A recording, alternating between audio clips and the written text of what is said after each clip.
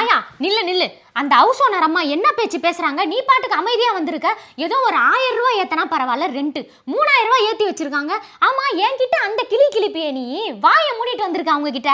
அந்த அம்மா இதெல்லாம் பேசினா பேசின்னு போது உடாண்டி. இப்ப அதுக்கிட்ட பிரச்சனை பண்ணி என்னடி சாதிக்க போறோம்? அதெல்லாம் முடியாது, நம்ம வேற வீடு பாத்துடலாம். நான் சொல்றத கேளு. வேற வீடு பாத்துடலாமா? இதுக்கெல்லாம் எவனோ வேற வீடு பாப்பான்? இதோ பாரு, நான் ஏற்கனவே செம்ம காண்டுல இருக்கேன். நீ அங்க எதுவுமே பேசாம வந்திருக்க. இப்ப நான் பேசலன்றதுதான் உனக்கு பிரச்சனையா? ஆமா.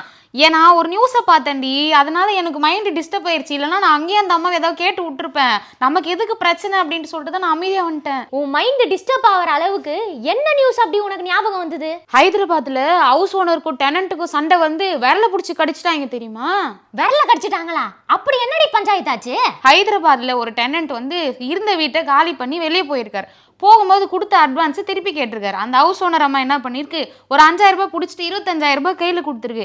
5000 ரூபாய் ஏன் பிடிச்சிங்க அப்படின்னு ஹவுஸ் ஓனருக்கும் டெனண்ட்டுக்கும் பயங்கரமான சண்டை நடந்தது இருக்கட்டும்டி.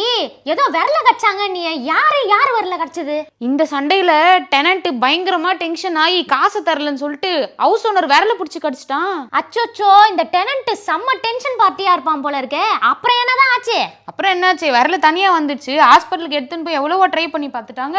அப்பயும் அந்த விரல சேர்க்கவே முடியாதுன்னு டாக்டர்ஸ் எல்லாம் கையை உரிச்சிட்டாங்கடி. ஓ, இந்த நியூஸை மைண்ட்ல வச்சுக்கிட்டு தான் நீ அந்த ஹவுஸ் ஓனர் அம்மா கிட்ட சைலண்டா வந்திருக்க, எதுவும் பேசாம. இப்ப தெரியுதா நான் ஏன் அப்படி பண்ணேன்னு? நம்ம பிரச்சனையை அப்புறமா கூட பொறுமையா போய் பேசி தீர்த்துக்கலாம். கோவத்துல சண்டை போட்டு இந்த மாதிரி ஏதாவது சம்பவம் ஆயிடுச்சுன்னா என்ன பண்றது? அதான் அமைதியா வந்துட்டேன்டி. சரி, அப்ப நம்ம ரெண்ட்டை கம்மி பண்ண சொல்லி ஹவுஸ் ஓனர் அம்மா கிட்ட கன்வின்ஸ் பண்ணலாம். வாடி பாப்போம்.